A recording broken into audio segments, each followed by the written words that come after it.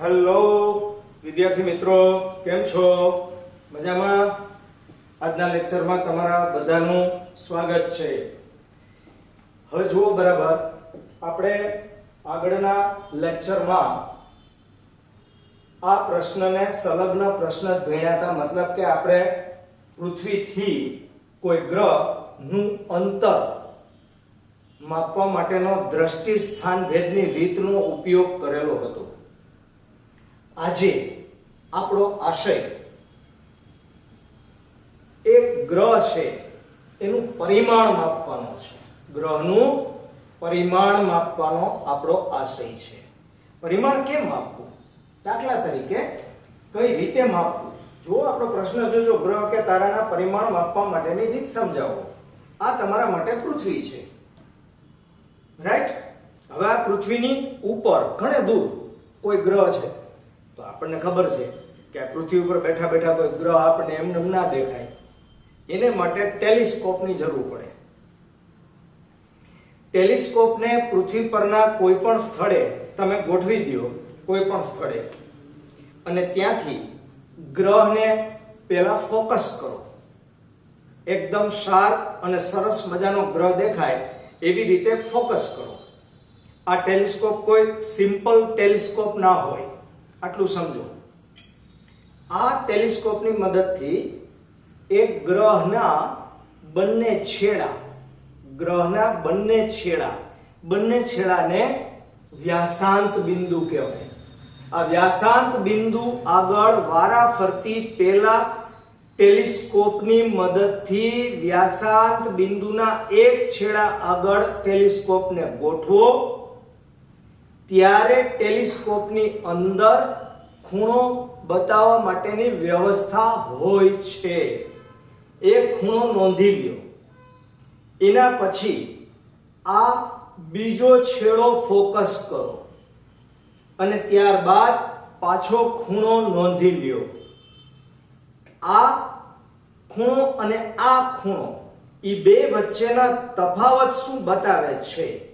તો કે ગ્રહના વ્યાસાંત બિંદુ વચ્ચેનો ખૂણો અને ગ્રહના વ્યાસ વડે પૃથ્વી સાથે એટલે કે ટેલિસ્કોપ સાથે જે ખૂણો બન્યો એ ખૂણાને કોણીય વ્યાસ કહેવામાં આવે. શું કહેવાય? કોણીય વ્યાસ.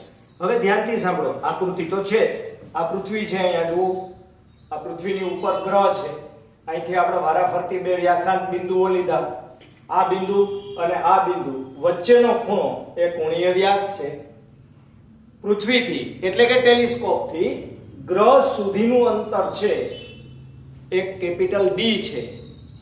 એ કેવી રીતે મેળવાય? તો કે આગળના પ્રશ્નમાં આપણે દ્રષ્ટિ સ્થાન ભેદની રીતનો ઉપયોગ કર્યો તો તેની મદદથી કેપિટલ ડી મળે. હવે કેપિટલ ડી મળે, આલ્ફા મળે, ટેલિસ્કોપની મદદથી આલ્ફા મળે ભાઈ, તો સ્મોલ ડી શોધવામાં આપણને કોઈ પ્રોબ્લેમ ના થાય, કારણ કે આપણું સૂત્ર ખૂણો બરાબર ચાપ છેદમાં ત્રિજ્યા. તમે અહીંથી પરિકર મૂકશો તો આ ચાપ થશે અને આ ત્રિજ્યા થશે. અહીંથી ગોળ પરિકર મૂકશો, તમે આમ વર્તુળ દોરશો તો તમારા માટે આ ચાપ બનશે અને આ ત્રિજ્યા બનશે. બરાબર? તો જોઈ લો, એક વખત નજર કરી જાઓ. આકૃતિમાં બતાવ્યા મુજબ પૃથ્વી પરના કોઈ સ્થળેથી કોઈ ગ્રહના વ્યાસાંત બિંદુએ ગોઠવવાથી, કોઈ સ્થળેથી કોઈ ગ્રહના વ્યાસાંત બિંદુએ, આમાં એક શબ્દ રહી ગયો છે ભાઈ.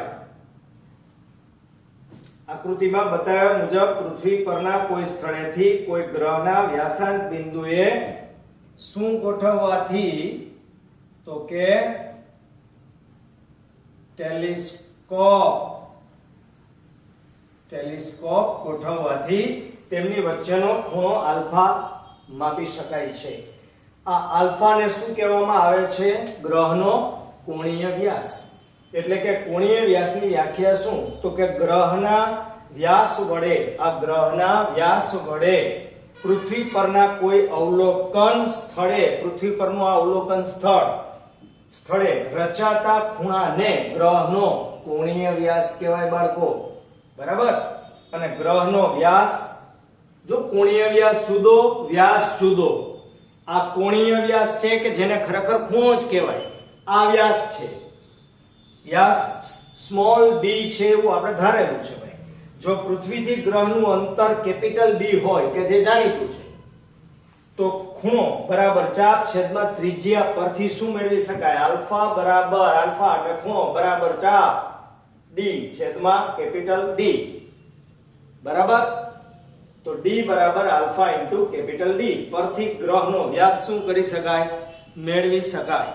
ઓકે, તો એકદમ સરળ પદ્ધતિ છે. બીજું, ગ્રહ કાંઈ આપણી બાજુમાં નથી, કે પાછળની ગલીમાં નથી, કે અગાસી ઉપર ગ્રહ નથી ભાઈ. પૃથ્વીથી ગ્રહ ઘણો જ દૂર છે, અને જો દૂર હોય તો આ આલ્ફા ખૂણો બહુ મોટો ન મળે, કારણ કે તમે જેમ દૂર જતા જાવ એમ આ ખૂણો શું થતો જાય? ઘટતો જાય.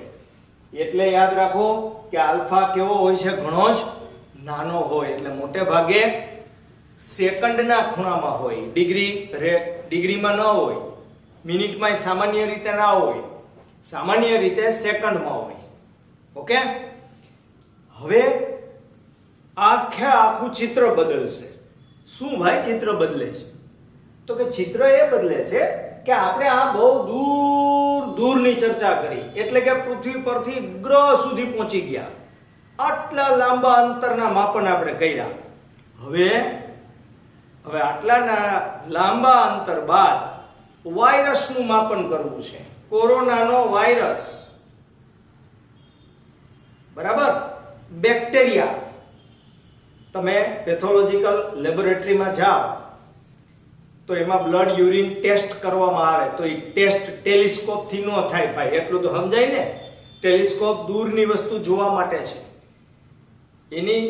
એનું માપન કરવા માટે એની સાઈઝ. હવે એક તો વાયરસ કે બેક્ટેરિયા નરી આંખે દેખાતા નથી, અને દેખાણા પછી તમારે એની સાઈઝ કે એનું પરિમાણ માપવાનું, અને એ એક બેક્ટેરિયા નથી, એક કરતા ઝાઝા બેક્ટેરિયા છે, અને મોટે ભાગે બેક્ટેરિયાની સંખ્યા એટલે કે બે બેક્ટેરિયા વચ્ચેનું અંતર, બે વાયરસ વચ્ચેનું અંતર પણ માઇક્રોસ્કોપની મદદથી મેળવી શકાય. અને પછીના ક્વેશ્ચનમાં હું બોલવાનો છું, પણ એની પહેલા આ ક્વેશ્ચનમાં બોલી જાઉં કે કોઈ પણ બે વસ્તુ, બે પદાર્થ વચ્ચેનું સ્પષ્ટ અંતર જાણી શકાય, ચોક્કસ માપન માપી શકાય, તો તેને વિભેદન શક્તિ કહેવામાં આવે. કઈ શક્તિ? વિભેદન. વિભેદન એટલે એકબીજાથી સ્પષ્ટ અને છૂટું પાડવા માટેની શક્તિ, એકબીજાથી સ્પષ્ટ અને છૂટા જોવા માટેનો પાવર, એનું નામ વિભેદન શક્તિ, કે જે આપણે આના પછીના ક્વેશ્ચનમાં ભણવાનું છે. પણ અત્યારે આપણે એ ભણવાનું છે કે જે બે વાયરસ વચ્ચેનું અંતર, કે જે બે બેક્ટેરિયા વચ્ચેનું અંતર 10⁻⁸ થી 10⁻10 મીટર સુધીનું સૂક્ષ્મ હોય, તેની મદદથી દ્રષ્ટિ સ્થાન ભેદની રીતનો ઉપયોગ ના કરાય. આવી રીતે કોણીય વ્યાસ ટેલિસ્કોપની મદદથી ના મપાય. તો એને માટે શું કરવું? તો કે 10⁻8 મીટર થી 10⁻10 મીટર સુધીના અતિ સૂક્ષ્મ માપન માટે માઇક્રોસ્કોપનો ઉપયોગ થાય. હવે આવા માઇક્રોસ્કોપ પાછા અલગ અલગ જગ્યાએ અલગ અલગ ઉપયોગમાં લેવાય છે. એમાંથી આપણું જે સરળ પહેલું માઇક્રોસ્કોપ છે એ ઓપ્ટિકલ માઇક્રોસ્કોપ છે, એના પછી ઇલેક્ટ્રોન માઇક્રોસ્કોપ છે, અને ટનલિંગ માઇક્રોસ્કોપ છે.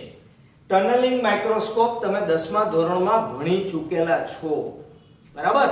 તો પ્રશ્ન શું છે કે ખૂબ જ સૂક્ષ્મ અંતર કે પરિમાણના માપનનો અંદાજ કેવી રીતે કરી શકાય તે સમજાવો. નહીં આમાં વર્નિયર કેલિપર્સ કામ કરે, નહીં માઇક્રોમીટર સ્ક્રૂ કામ કરે, નહીં સ્ફેરોમીટર કામ કરે, નહીં લાંબા અંતર માપવા માટેની કોઈ પદ્ધતિ કામ કરે. અહીંયા તો માત્ર માઇક્રોસ્કોપ કામ કરશે, બરાબર? તો આપણે પહેલા દર્શાવવાનું છે કે ખૂબ જ સૂક્ષ્મ અંતર, જેમ કે અણુ નું પરિમાણ એટલે કે 10⁻8 મીટર થી 10⁻10 મીટર સુધીનું માપન વર્નિયર કેલિપર્સ, માઇક્રોમીટર સ્ક્રૂ, ફૂટપટ્ટી, અન્ય કોઈ પણ સાધન આપણા વ્યવહારમાં છે એની મદદથી તમે માપી શકતા નથી, અથવા તો તેનો અંદાજ મેળવી શકતા નથી, અથવા તેનો ઉપયોગમાં લઈ શકતા નથી. આ માટે નીચેના સાધનોનો ઉપયોગ કરવામાં આવે છે. આ 3 સાધન છે. આ ત્રણેય વિશે આપણે ટૂંકમાં માહિતી આના પછીના ક્વેશ્ચનની અંદર મેળવવાની છે. ઓકે, તો આના પછીના પ્રશ્નમાં આપણે ઓપ્ટિકલ માઇક્રોસ્કોપ, ઇલેક્ટ્રોન માઇક્રોસ્કોપ અને ટનલિંગ માઇક્રોસ્કોપના 3 અલગ અલગ પ્રશ્ન નાના નાના ભણવાના છે. ઓકે, આગળના પ્રશ્નમાં આપણે જે છેલ્લો પ્રશ્ન ભણ્યા એમાં આપણે 3 માઇક્રોસ્કોપના નામ લખેલા હતા. એ 3 માઇક્રોસ્કોપ વિશે આપણે ટૂંકમાં માહિતી આપવાની છે. મારે તમને થોડીક બહારની બાબતે પણ સમજાવવી પડશે. ધ્યાનથી સાંભળો. સૌથી પહેલા તો ઓપ્ટિકલ માઇક્રોસ્કોપ છે. હવે 3 માઇક્રોસ્કોપ હતા. અત્યારે આપણે 2 માઇક્રોસ્કોપ વિશે મેં નોંધ બોર્ડ ઉપર દર્શાવેલી છે. ઓપ્ટિકલ માઇક્રોસ્કોપ છે અને ઇલેક્ટ્રોન માઇક્રોસ્કોપ છે. આ બે માટે એક શબ્દ પહેલા સાંભળી લ્યો કે અતિમાં અતિ સૂક્ષ્મ માપન કરવા માટે પહેલા તો માઇક્રોસ્કોપનો ઉપયોગ થાય બાળકો. એમાંય પાછા સૂક્ષ્મથી પણ વધુ સૂક્ષ્મ માટે ટનલિંગ માઇક્રોસ્કોપ અને ઇલેક્ટ્રોન માઇક્રોસ્કોપ છે. ઓપ્ટિકલ માઇક્રોસ્કોપ છે એ વધુમાં વધુ વાયરસની સાઇઝ અથવા બે વાયરસ વચ્ચેનું અંતર 1 એંગસ્ટ્રોમ જેટલું હોય. કેટલું? 1 એંગસ્ટ્રોમ જેટલું હોય. એનાથી ઓછું હોય તો ઓપ્ટિકલ માઇક્રોસ્કોપ ઉપયોગમાં ના લઈ શકાય.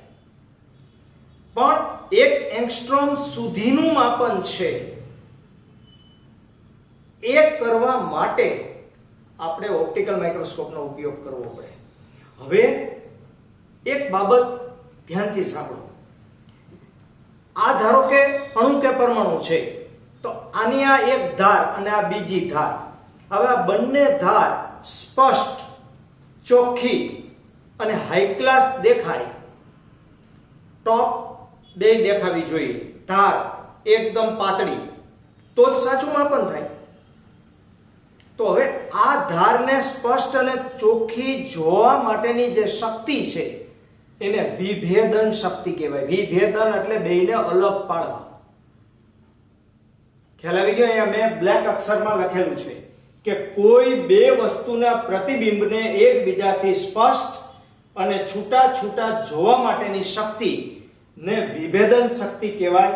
આનો ઉપયોગ તમારે ધોરણ 12 માં ચેપ્ટર 10 માં આવશે. બે વસ્તુના પ્રતિબિંબ જોવા હોય તો પણ સ્પષ્ટ અને ચોખ્ખા આપણને ઘણી વખત આપણા કેમેરાની મદદથી જોવા ના મળતા હોય. જરાક ધાબુ લાગે, ધૂંધળું લાગે. એ ધૂંધળું ના દેખાવું જોઈએ. એને કહેવાય વિભેદન શક્તિ. તો આ માઇક્રોસ્કોપની વિભેદન શક્તિ બેની અલગ અલગ છે. દાખલા તરીકે ઇલેક્ટ્રોન માઇક્રોસ્કોપ છે તો એની વિભેદન શક્તિ 0.6 એંગસ્ટ્રોમ છે અને ઓપ્ટિકલ માઇક્રોસ્કોપની વિભેદન શક્તિ 1 એંગસ્ટ્રોમ જેટલી છે. એટલે કે 1 એંગસ્ટ્રોમ કરતા નાનું અંતર હોય તો ન મળે. જ્યારે ઓમાં 1 એંગસ્ટ્રોમ કરતા નાનું એટલે કે 0.6 એંગસ્ટ્રોમ સુધીનું મળે.